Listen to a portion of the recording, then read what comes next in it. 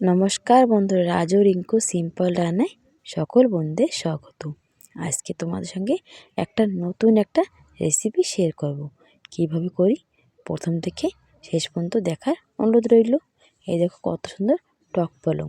শীতের দিনে টক পালং অনেক সুন্দর হয়। শীত বলো বা গরম বলো, খুবই টেস্ট লাগে।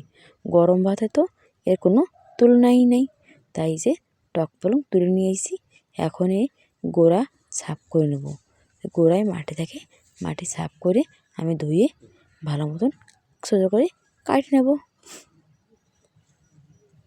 দেখ কত সুন্দর টক পালং, একদম কচি, তাই বেশি টক লাগবে না, অল্প টক লাগবে। গরম ভাতে খেতে খুব ভালো লাগবে। টক পালং সোজা করে কাটিয়ে নিচ্ছি, সাথে কিছু রসুন তো করে নিচ্ছি, আর চিংড়ি মাছ নিয়ে নিচ্ছি। এই যে আমার আগে থেকে শুকানো চিংড়ি মাছ নিয়ে নিচ্ছি। চিংড়ি মাছ দিয়ে টক পালং দিয়ে একটা রেসিপি তোমাদের সঙ্গে শেয়ার করব।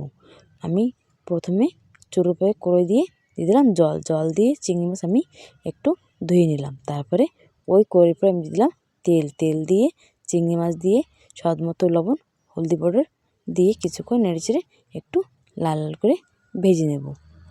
তার স্বাদ অনেক ভালো লাগে, তাই ভেজে নিচ্ছি। ভেজে একটা পাত্রে নামাই নেব। তারপর দিয়ে দেবো ওই কড়াইতে আর একটু তেল দিয়ে ফোড়নে কালো সরিষা, রসুন, কাঁচা লঙ্কা দিয়ে আমি ভেজে নেব যত সময় রসুন লাল লাল একদম লাল লাল ভাজা না হয়ে যাবে। এই যে লাল লাল করে রসুন ভাজা হয়ে গেছে, দিয়ে দিছি টক পালং দিয়ে ভেজে রাখা চিংড়ি মাছ দিয়ে দেবো। দিয়ে আমি কিছুক্ষণ আবারও নেড়ে চেড়ে নেব। এই দেখো নেড়ে চেড়ে নিয়েছি, এতে জল ছাড়ছে। তারপরে দিছি স্বাদ মতন লবণ, হাফ চামচ হলদি পাউডার দিয়ে আবারও কিছুক্ষণ নেড়ে চেড়ে ভাজে নেব। এই দেখো কত সুন্দর হয়ে গেছে ভাজা পালং শাক, একদম মিহি করে দাও গলে গেছে। এখন একটা পাত্রে নামাই নেব। বন্ধুরা, এই রেসিপিটা বাড়িতে অবশ্য বানিয়ে খাই দেখবে, পরিবারের সবাই খুবই ভালো খাবে।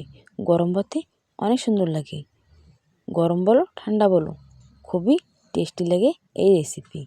আমাদের বাড়ি যখনই এই রেসিপিটা করা হয় তখন সবাই ভালো খায়, ছোট থেকে বড়রা খুবই ভালো খায়। বন্ধুরা, বাড়িতে একবার অবশ্য ট্রাই করবে আর কমেন্ট করে জানাবে যে কেমন হয়েছিল চিংড়ি মাছ দিয়ে টক পালংয়ের ভর্তা। বন্ধুরা, আমার ভিডিওটা ভালো লেগে থাকলে আমার চ্যানেলটাকে সাবস্ক্রাইব, লাইক অবশ্য করবে।